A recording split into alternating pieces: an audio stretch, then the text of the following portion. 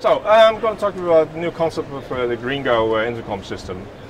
First, we're going to do a little bit of problem setting. So where the idea came from. At the moment, with your current intercom system, you have either your party line, you have your problems with your humming and your ear set.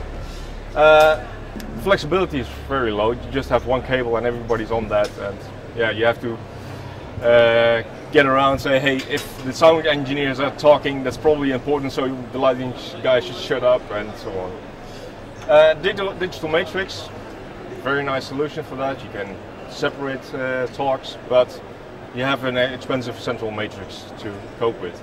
And both systems have a complete separate wiring running in your system. So our goal is to first go to fully digital, because you can do much more than just regular analog.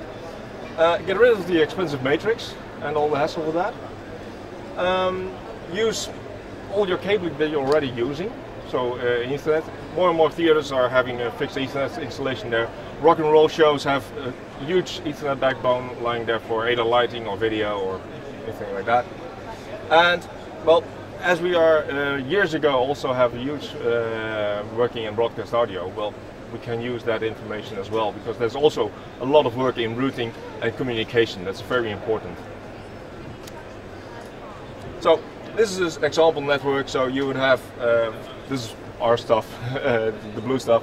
We have a huge network of DMX equipment and Ethernet equipment in there. But you can just hook up a belt packs like this. I'll show you, get it around. Just hook it up onto the network, and you can have all your connectivity directly. So you have one belt pack, one Ethernet cable. There's power on this unit, and all your data. Plug it in, and you're ready to go.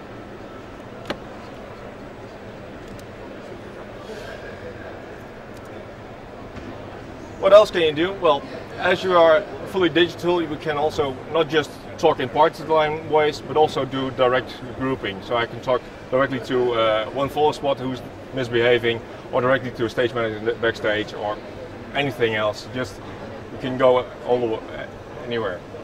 And if I'm talking to somebody, he doesn't have to look at the belt pack. Just press one button always, and he talks back. So he can still be focused on his job. Remote control. Well, as we are doing digital, we can do also commands next to your audio. So I can do remote muting and remote switching on of microphones. We can do the call functions as well as previously, but we can do more than that. And another feature is, as we're going digital, it's easy to encrypt your data. So you can only go into the system if you're allowed to. And even have user settings that are PIN code protected. So you cannot just be, hey, I want to be the main stage manager this year at this moment. You have to have that PIN code, otherwise you're not allowed to be that person. Another nice feature is we can have multiple program audio inputs anywhere, and everybody can make his own mix, see what he wants to have as his ear warmer on there. Programming software just on a Mac or a PC, but a PC and a Mac does not have to be there during the system. Basically what you can do is you program one unit, and then every new unit that you bring in can read the settings from that unit. Every unit has all the settings of the whole system in it. So you can very easily bring a new unit in, plug it in, it will grab all the settings, and you're off to go.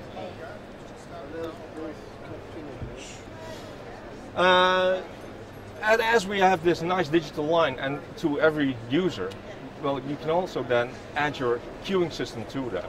Normally you have a voice queuing system with your intercom and then a queue light system next to it. Well, with this system, as you have that nice digital communication as well, you can send cues, your normal voice cues, but also your queuing light systems. So your attention, your hold, and your goes. The nice thing of that is, well, if you have your belt pack, you don't have to carry around also your cue light system as well. If I have people in holding, I can press one button and I can directly talk to them as well. So, hey guys, prepare, we're almost there, and then give the go. And with the software that can be then extended even to automated. when you have the belt pack, for instance, you do get your queuing on your display, but well, I'm not looking at my display. So I'll get a ringtone when I get an attention, and I say an acknowledge, and then the ringtone stops, so that I'm ready. And then when the stage manager presses the go, it just fires off, and you get again another ringtone, beep beep beep, and you know you go. So you don't again have to look at anything else. Yes, yes. And the nice thing is with the new software that's also coming, is that you can run a full run list with all queues you can prepare. Well, these have to be in there, these have to be in there. Wait for the acknowledge so you know where you're at, and even then send voice cues, so pre-recorded cues already. So then you don't have just a beep beep. No, you can hey, we're going. This one is coming on stage. This one is coming on stage. So you have that all worked out there. And as you run the software, you could even then send goes to equipment like lighting desk or whatever, if needed. So a full operation can be run from one software.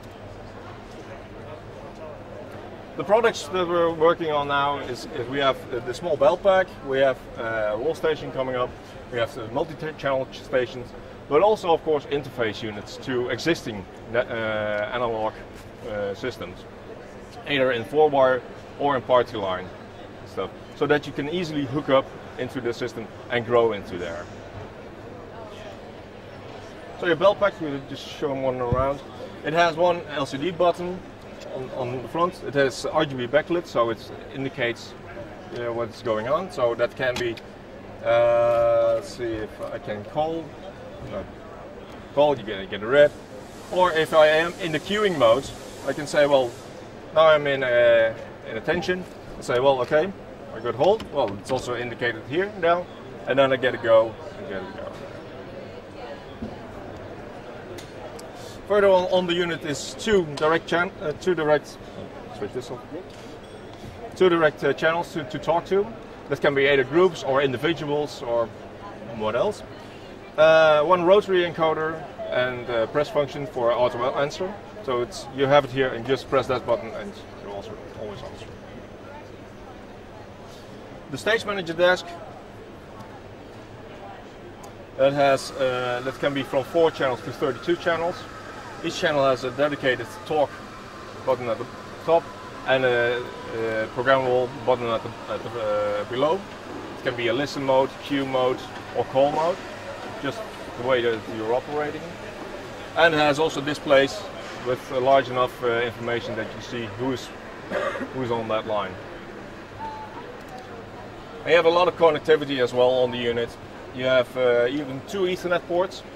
And you can power the unit by either power over Ethernet or a separate DC plug. But if you have one port free, you can still hook up your laptop again. So you only have to run one wire directly to your system. And then we have the interfaces. That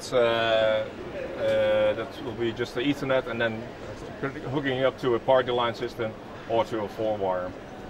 The scalability of the system is that instead of having one central matrix that is limited to say 32 by 32, every unit that you add is another user. We set the limit on the number of groups to 250, but that's just a limit. That's already a huge system, but we have unlimited users on there, so we can grow into anywhere. So if you need to expand your system, that's why you get one unit and you're larger, and it scales like that. Also, the network consumption is very low because only the people talking are using network bandwidth. So, for instance, if 10 people are talking at one time during a show, that's already a lot of people. That's just using under 4% of your bandwidth. So you have a huge amount still left for all your lighting, controls, and so on.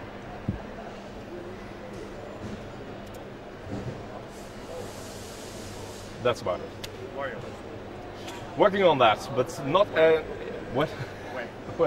should be around 1 year or so out. And it's not going to be a Wi-Fi based system, but you will have one separate base station that's hooking up to the network that has a fixed link to one belt pack. And we're not going for the 200 wireless systems because there are a huge amount of problems and you need a huge amount of investments on that to cope with something like that. How do you predict what your network bandwidth is going to be for the system? That's the amount of people that are talking. That's I need to reserve as part of the project. Yeah, well, say I'm going to use X amount. So I just need to roughly know. Yeah, well, you can put a limit on that, and then have priorities on users. So if you're getting to that limit, the lower priority users are not allowed to speak anymore. But if you've got, I don't know, typical size comms, 40 packs. Yeah, but how many people are really talking at that? Well, yeah, but what would be... If 10 people of the 40 are talking, you're at 4% of your network. How much bandwidth is that? The 4% of 100 megabit, so it's 4 megabit. So even if it's 40, you're only talking about 40 megabits. Yeah. So it would be like No, it's 16 megabits. 16. Okay, yeah. fine. But that's really that they're all talking at well, then you can't work anymore. When you say talking, do you mean that the belt pack is in speak mode? No, you're talking because there's a gate function as well in there.